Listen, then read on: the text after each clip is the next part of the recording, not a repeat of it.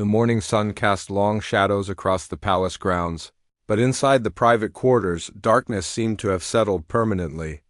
William sat in his favorite armchair, the one his grandmother had given him years ago, staring at a cup of tea that had long since gone cold. The weight of recent events pressed down on his shoulders. Like a heavy blanket he couldn't shake off. Kate moved quietly through their home, her usual grace replaced by careful, measured steps. She had always been the steady one, the anchor that kept their family grounded when royal duties threatened to sweep them away. But today, even she felt lost in the maze of grief that had consumed their lives. The children's laughter, usually echoing through the halls, had been replaced by hushed whispers and concerned glances between staff members. The loss had come unexpectedly, as these things often do. One day, everything seemed normal, and the next, their world had shifted completely. Phone calls from worried family members, official statements that needed approval, and endless meetings with advisors who spoke in careful, diplomatic language. Yet through all the formal procedures and public appearances, the private pain remained raw and unspoken. William found himself remembering conversations from years past. Moments that had seemed ordinary at the time but now felt precious beyond measure. Kate would catch him lost in these memories, his eyes distant and sad. She wanted to reach out, to bridge the gap that grief had created between them, but she was fighting her own battle with the overwhelming sense of helplessness that had settled over their family, their daily routines. Once comforting and predictable, now felt mechanical and empty. Breakfast conversations that used to be filled with plans for the day ahead had become brief exchanges about necessary obligations. The children sensed the change, asking fewer questions and spending more time in quiet activities. Even their evening walks through the gardens, a tradition they had maintained for years, had become solitary affairs. Staff members who had worked with the family for years noticed the change immediately. The easy laughter that usually filled their interactions had disappeared, replaced by polite professionalism. Kate, who always remembered to ask about their families and personal lives, now seemed to struggle with even basic pleasantries. William, typically quick with a joke or lighthearted comment, had become withdrawn and serious. The media attention, while respectful, added another layer of pressure to their already overwhelming situation. Every public appearance was scrutinized for signs of how they were coping. Photographers waited outside official events, hoping to capture a moment that would reveal their true emotional state. The couple had become experts at maintaining their composure in public, but the effort required to do so left them exhausted when they returned home. Friends and family members reached out with invitations and offers of support, but accepting help felt like admitting defeat. They had always been the strong ones, the couple that others looked to for stability and inspiration. Now they found themselves struggling with the simple act of getting through each day. The gap between their public image and private reality had never felt wider or more difficult to navigate. As evening approached, they would often find themselves sitting together in silence, each lost in their own thoughts. The distance between them on the sofa felt like an ocean, even though they were only inches apart. Both wanted to reach across that space, to find comfort in each other's presence. But grief had made even the most basic human connections feel complicated and uncertain. The weight of expectation from the outside world seemed to grow heavier each day. People looked to them for strength and leadership, expecting them to bounce back quickly and resume their normal activities. But healing, they were learning, doesn't follow a schedule or conform to public expectations. Some days were harder than others, and progress felt like something that happened to other people, not to them. Sleep became elusive, filled with dreams that brought back memories of better times, only to have them vanish upon waking. The mornings were the worst, those first few seconds of consciousness when reality hadn't quite settled in yet. Then the remembrance would crash over them like a wave, and the day's challenges would begin anew. Yet somewhere deep inside, a tiny spark of hope remained, waiting for the right moment to grow into something stronger. 3 weeks into their private struggle, something unexpected happened that would change everything.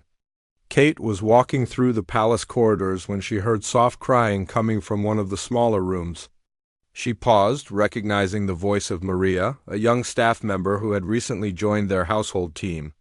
The girl was sitting alone, holding a crumpled letter in her shaking hands. Without thinking, Kate knocked gently and entered the room. Maria looked up with red eyes, immediately apologizing for crying at work. Through broken sentences, she explained that her younger brother had been diagnosed with a serious illness, and her family couldn't afford the treatment he needed. The medical bills were overwhelming, and she felt helpless watching her parents struggle to find solutions. While trying to stay strong for her brother for the first time in weeks, Kate felt something other than her own pain. She sat down beside Maria, listening to her story with genuine attention. The young woman's grief was different from her own, but the helplessness and fear were strikingly familiar. As Maria spoke about feeling like she couldn't do anything meaningful to help her family, Kate began to see her own situation from a new perspective. That evening, Kate shared Maria's story with William. For the first time since their own crisis began, they had a real conversation about something outside their immediate pain. They talked about how many people must be facing similar situations, struggling with problems that seemed impossible to solve while trying to maintain normal lives. The discussion continued long into the night, and gradually they began to remember who they were beyond their current grief. William mentioned a conversation he'd had months earlier with a charity director who had told him about families facing exactly these kinds of medical crises. At the time, it had seemed like important but distant information. Now it felt personal and urgent. They realized they had been so focused on their own problems that they had forgotten about their ability to help others facing different but equally overwhelming challenges. The next morning, they made a decision that surprised everyone, including themselves. Instead of canceling their scheduled charity events for the week, they would attend them with renewed purpose. But rather than going through the motions of formal appearances, they would really listen to the people they met and try to understand their struggles. This wasn't about putting on brave faces for the public. It was about remembering their deeper purpose. Their first event was at a children's hospital, a place they had visited many times before. But this time, William and Kate approached their conversations with families differently. Instead of offering polite sympathy from a distance, they shared more of themselves. When a mother broke down talking about her child's long treatment journey, Kate found herself opening up about her own recent struggles with feeling helpless and overwhelmed. The response was immediate and powerful. Parents who had been politely formal suddenly became real people sharing real experiences. Children who had seemed intimidated by the royal presence began to relax and joke around. The staff at the hospital noticed the change too, commenting later that they had never seen the couple connect with families in such a genuine way. William discovered that talking about his own recent feelings of powerlessness actually helped him process them. When he admitted to a father that he sometimes felt like nothing he did made a real difference, the man looked surprised and then relieved. They talked about how even strong people sometimes feel lost, and how admitting that doesn't make them weak. It makes them human. By the end of that first day, something fundamental had shifted. The couple drove home in comfortable silence, both processing what they had experienced. The heavy atmosphere that had surrounded them for weeks felt lighter somehow. They weren't magically cured of their grief, but they had rediscovered something important about themselves and their purpose that grief had temporarily hidden at night. They made plans to help Maria's family with her brother's medical expenses, but more importantly, they began to discuss how they could systematically help other families in similar situations. The idea that would eventually move the entire country was beginning to take shape in their minds. They talked about using their platform not just for ceremonial appearances, but for creating real change in people's lives. Kate pulled out a notebook and began writing down ideas, while William made phone calls to charity organizations they had worked with before. They stayed up until nearly dawn, planning and discussing possibilities. For the first time in weeks, they fell asleep with a sense of purpose and hope, knowing that tomorrow would bring opportunities to make a difference rather than just another day to endure. Within days of their decision to help Maria's family, William and Kate discovered they had opened a door they couldn't close. Word spread quickly through their staff, and soon other employees began approaching them with stories of friends and family members facing impossible situations. There was Thomas, the gardener whose wife needed surgery they couldn't afford. Sarah from the kitchen staff had a nephew struggling with mental health issues but couldn't access proper treatment. Each story revealed another layer of hidden struggles happening right under their noses. Rather than feeling overwhelmed by these revelations, the couple felt energized. Kate began keeping detailed notes about each situation, while William started making discreet inquiries about how they could help without creating a media circus. They quickly realized that their usual approach of working through established charities wouldn't work for these personal, immediate needs. They needed something more direct and flexible. The solution came from an unexpected source. During a routine meeting with their private secretary, they mentioned their growing list of people who needed help. Instead of the cautious response they expected, he surprised them by revealing that he had been thinking about similar issues for years. Many royal staff members, he explained, were struggling financially despite their dedicated service. But pride prevented them from asking for help directly. Together, they developed a plan that was both simple and revolutionary. They would create a private fund, supported by their own resources, to provide immediate assistance for urgent situations. But this wouldn't be a formal charity with bureaucracy and lengthy application processes. Instead, it would operate more like a family helping family, with quick decisions and personal attention to each case. The first test came when they learned about David, a security officer whose teenage daughter had been accepted to a prestigious art program but couldn't attend due to financial constraints. Within 48 hours of hearing about the situation, they had arranged full funding for her education, along with supplies and transportation. The family's grateful tears when they received the news confirmed they were on the right path, but William and Kate didn't stop at financial assistance. They began showing up in person whenever possible, treating these interventions as opportunities for genuine human connection rather than formal charity work. When they visited David's daughter at her art program, they spent hours talking with her about her dreams and techniques, asking questions that showed real interest in her work rather than polite royal curiosity. These personal visits created ripple effects that surprised everyone. Other students at the art program were inspired by seeing royalty take genuine interest in their work. Teachers reported increased motivation and dedication among all their students. The local community began talking about the importance of supporting young artists, leading to additional private donations and scholarship opportunities. Word of their approach began spreading beyond their immediate circle, but not through official channels. Instead, it spread through the most powerful network of all, personal stories shared between friends and family members. People began talking about a different side of the royal couple, one that was more accessible and genuinely caring than anyone had expected. The couple made a conscious decision to keep their efforts private, avoiding any publicity or media coverage. This wasn't about improving their public image or generating positive headlines. It was about creating real change in individual lives. And they understood that media attention could complicate these delicate situations and possibly embarrass the families they were trying to help.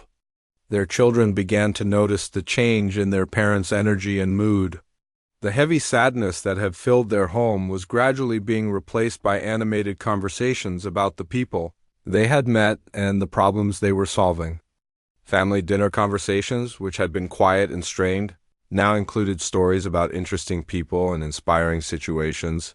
Kate found herself looking forward to each day with anticipation rather than dread. She started carrying her notebook everywhere, ready to jot down ideas for helping people they met during official engagements. William began approaching their formal duties with renewed interest, seeing each event as an opportunity to learn about new challenges and potential solutions. The administrative side of their efforts required careful attention. They worked with trusted financial advisors to ensure their assistance was structured properly and couldn't create tax problems for recipients. Legal experts helped them navigate potential complications while maintaining the personal, informal nature of their approach. Most importantly, they established clear boundaries and guidelines for their efforts. They focused on immediate, specific needs rather than long-term support, helping people get through crises and back on their feet rather than creating dependency. They also made sure to respect people's dignity, offering assistance in ways that felt empowering rather than charitable. 6 months after helping their first staff member, William and Kate's quiet initiative had grown far beyond what they initially imagined. What started as assistance for their own employees had expanded to include people they met during official visits, and then to friends of friends who heard about their willingness to help. The couple found themselves managing dozens of cases, each requiring personal attention and careful coordination. The growth happened organically, without any formal announcement or organized structure. During a visit to a community center, Kate met an elderly woman named Agnes who was facing eviction because she couldn't afford rent increases on her fixed pension. By the end of the week, they had arranged for her housing costs to be covered and connected her with local support services she hadn't known existed. Agnes told her neighbor, who mentioned it to her daughter, who worked with someone facing a similar situation. William discovered that their approach was creating something he hadn't expected, a network of people helping each other. When they assisted a single mother named Claire with emergency childcare costs so she could keep her job, Claire later connected with another family they had helped who needed occasional babysitting. The relationships formed around their assistance were lasting beyond the initial crisis, creating genuine community connections. Their children began asking to participate in some of the visits, especially when they involved other young people. During a trip to see how a teenager they had supported was doing in his new trade program, their eldest asked thoughtful questions about the career training and expressed genuine interest in the boy's progress. These interactions taught their children valuable lessons about empathy and service that no formal education could provide. The couple started noticing patterns in the problems people brought to them. Many involved gaps in existing support systems, situations where bureaucratic rules prevented common-sense solutions, or cases where a small amount of immediate help could prevent much larger problems later. They began documenting these patterns, thinking about systemic changes that might address root causes rather than just individual symptoms. One particularly meaningful case involved a military veteran named Robert, who was struggling with both physical injuries and mental health challenges. The existing support systems were slow and impersonal, leaving him feeling forgotten and hopeless. William and Kate not only arranged for immediate medical care, but also connected him with other veterans they had helped, creating a support network that understood his specific challenges. Robert's transformation over the following months was remarkable. With proper treatment and peer support, he not only recovered, but began volunteering to help other veterans navigate the system. His story illustrated how their approach could create multiplying effects, turning people they helped into resources for helping others facing similar challenges. The emotional rewards of this work were unexpected and profound. Kate found that helping others process their crises was helping her work through her own grief and feelings of helplessness. Each successful intervention reminded her that positive change was possible even in situations that seemed hopeless. William discovered that solving immediate, practical problems gave him a sense of accomplishment that formal royal duties rarely provided. Their marriage, which had been strained by their shared grief, began to strengthen as they worked together toward common goals. They developed new rhythms of collaboration, with Kate often taking the lead on emotional support and relationship building while William focused on practical problem-solving and resource coordination. Their different strengths complemented each other perfectly in this work. The financial aspect of their efforts required increasingly sophisticated management. They established proper accounting systems and began working with financial planners. To ensure their assistance was sustainable long-term, they also started exploring ways to leverage their support, such as guaranteeing loans rather than giving direct grants, which allowed them to help more people with the same resources.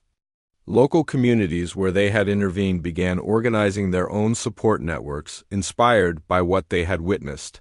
In the town where they had helped Agnes with her housing, Neighbors started an informal fund to assist elderly residents facing similar challenges. The community center where they had first met her began, hosting regular gatherings where people could share resources and support each other, their staff members, seeing the positive impact of the couple's work, began volunteering their own time to help with coordination and follow-up visits. What started as a private initiative was gradually becoming a collaborative effort involving dozens of people who believed in the approach and wanted to contribute to its success. The couple realized they had stumbled upon something larger than individual charity work. They were demonstrating a different model of how people in positions of privilege and influence could use their resources to create meaningful change. Rather than maintaining distance and working through institutions, they were building direct, personal relationships and addressing problems with creativity and flexibility. Despite their careful efforts to keep their work private, stories began emerging in local newspapers and community newsletters, not through official palace announcements or media strategies, but through the grateful families and communities they had touched. A local journalist heard about the art student whose education had been funded and wrote a small piece about anonymous donors changing lives. The story mentioned no names but described acts of kindness that seemed too coordinated to be random. The first major breakthrough came when a television news program decided to investigate these scattered reports of mysterious assistants appearing across the country. The reporter, Sarah Mitchell, spent weeks connecting dots between different stories, noticing patterns that suggested a single source behind multiple interventions. When she finally pieced together the connection to William and Kate, she made an unusual decision that would change everything. Instead of immediately publishing an expose, Sarah contacted the palace and requested a private meeting. She explained that she had discovered their activities but wanted to tell the story in a way that honored their intentions rather than sensationalizing their charity work. The resulting conversation led to an agreement that would eventually transform how the entire country thought about helping others. Sarah's story, when it finally aired, focused not on the royal couple themselves, but on the people they had helped and the communities that had been strengthened by their interventions. She showed how Maria's brother was thriving in his recovery, how David's daughter had become a mentor to younger art students, and how Robert the veteran was now helping dozens of other former soldiers navigate their challenges. The public reaction was immediate and overwhelming, but not what anyone expected. Instead of focusing on William and Kate's generosity, people began asking how they could contribute to similar efforts in their own communities. Phone calls and emails poured into local charities, community centers, and government offices from citizens wanting to help neighbors in crisis. The story had inspired action rather than just admiration. Within days of the broadcast, copycat initiatives began appearing across the country. Groups of friends pooled resources to help families facing medical crises. Workplace colleagues organized emergency funds for coworkers in need. Neighborhood associations created rapid response systems for elderly residents facing urgent problems. The model of direct, personal assistance was spreading organically through communities everywhere. William and Kate watched this development with amazement and some concern. They had never intended to start a national movement, and they worried about their ability to guide something that was growing so quickly. However, they also recognized an unprecedented opportunity to amplify the positive impact they had been creating on a small scale. They decided to make their first public statement about their work, not to claim credit or seek recognition, but to provide guidance for the growing movement. Kate appeared on television to explain their philosophy of personal connection and immediate assistance, emphasizing the importance of dignity and respect in helping relationships. William wrote an article for a national newspaper outlining practical suggestions for people wanting to help others effectively. The response to their public acknowledgement was extraordinary. Donation offers flooded in from individuals and corporations wanting to support their work, but the couple made it clear they weren't seeking financial contributions. Instead, they encouraged people to identify needs in their own communities and address them directly. Using the principles they had developed through their experience, universities began studying their approach. with social work and public policy professors analyzing what made their interventions so effective. The combination of immediate response, personal attention, and follow-up support was being recognized as a new model for addressing social problems. Academic conferences featured discussions about scaling personal approaches to helping without losing their essential human elements. Government officials at local and national levels began reaching out, asking how official support systems could be modified to incorporate the flexibility and responsiveness that characterized the royal couple's work. Some proposed pilot programs that would test whether bureaucratic processes could be streamlined while maintaining proper oversight and accountability. The media coverage, while generally positive, also brought some criticism. A few commentators argued that private charity, however well-intentioned, was no substitute for proper government social services. Others questioned whether the royal couple's wealth made their efforts feel patronizing rather than genuinely helpful. William and Kate addressed these concerns directly, acknowledging the validity of different perspectives while explaining their belief in both systemic change and individual action. Most significantly, polling data showed that public attitudes toward helping others had shifted dramatically in the months since their story became known. More people reported feeling personally responsible for addressing problems in their communities. Volunteer rates increased at charities and community organizations. Emergency assistance requests to local governments decreased as informal support networks became more active and effective. The couple realized they had inadvertently demonstrated something important about leadership and influence. Rather than using their platform to draw attention to themselves, they had used it to inspire others to take action. The movement they had sparked was becoming self-sustaining, driven by the energy and commitment of ordinary citizens, who had been reminded of their power to make a difference in each other's lives. 1 year after that first conversation with Maria about her brother's illness, William and Kate found themselves in a completely transformed world. The movement they had accidentally started had grown into something neither of them could have imagined. Communities across the country had established their own rapid response networks for people in crisis. Churches, schools, and businesses had created emergency funds modeled after their approach. Even government agencies had begun adopting more flexible and personal methods of providing assistance. The couple's own work had evolved as well. They no longer handled every case personally, but instead had developed a team of trusted coordinators who managed day-to-day operations while maintaining the personal touch that had made their approach so effective. William and Kate focused their direct involvement on the most complex cases and on training others who wanted to establish similar programs in different regions. Their children had become integral parts of the effort, not as figureheads, but as genuine contributors who understood the importance of helping others. Their eldest had started a program at school connecting students with elderly community members who needed technology assistance. Their younger children regularly wrote letters and drew pictures for families going through difficult times, adding personal touches that meant more than they realized. The transformation in their own family was perhaps the most remarkable change of all. The grief that had once threatened to overwhelm them had been transformed into a source of empathy and understanding that enriched every relationship they formed.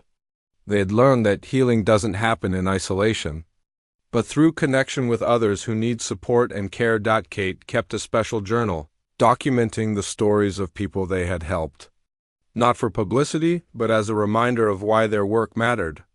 She would often read entries during difficult days, remembering how Agnes was thriving in her new housing, how Maria's brother was completely healthy, how Robert had found new purpose helping other veterans.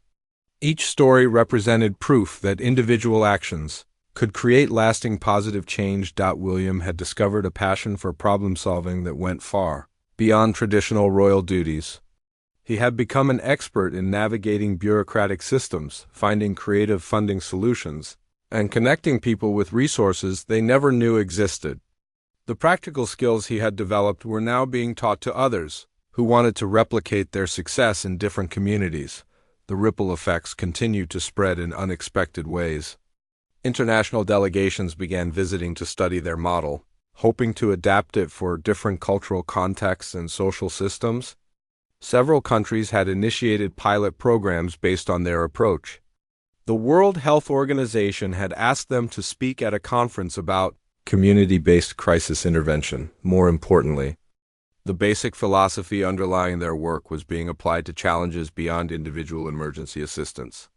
Environmental groups were using their model to organize rapid response efforts for ecological crises. Educational advocates were adapting their approach to address learning gaps and resource shortages in schools. Even businesses were implementing similar principles to support employees facing personal difficulties. The academic community had coined a term for what they were doing: proximate leadership, meaning leadership that operates close to the people being served rather than from distant institutions. Universities were offering courses based on their methods, and a new generation of social workers, community organizers, and nonprofit leaders was being trained in their philosophy of personal, immediate, and dignified assistance. On quiet evenings at home, William and Kate would sometimes reflect on how dramatically their lives had changed from that dark period a year earlier. The grief that had nearly paralyzed them had been transformed into a driving force for positive change. They had learned that healing comes not from avoiding pain, but from channeling it into meaningful action that helps others avoid or overcome similar struggles. Their marriage had emerged stronger than ever, built on shared purpose and complementary strengths. They had discovered new depths of respect and admiration for each other through watching how each responded to people in crisis. Their partnership had evolved beyond personal compatibility to become a powerful force for social good. The staff members, who had initially brought them stories of people needing help, had become leaders in their own right, training others and managing expanding networks of support.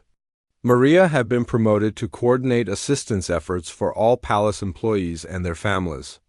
David's daughter had established an art therapy program for children dealing with family crises. As they looked toward the future, William and Kate knew their work was far from finished. The success of their approach had revealed the enormous scope of unmet needs in communities everywhere. But they also knew they had proven something important: that individual compassion, when organized and sustained, could address problems that seemed too large for personal intervention. The country they lived in had become more caring, more connected, and more responsive to human need. Citizens felt empowered to help each other rather than expecting someone else to solve every problem. Communities had rediscovered the strength that comes from neighbors, supporting neighbors through difficult times. Their quiet actions, born from personal grief and a simple desire to help, had moved an entire nation toward greater kindness and mutual support. The hope they had found through helping others had become a source of hope for everyone whose lives they had touched, creating an expanding circle of positive change that would continue long after their direct involvement ended.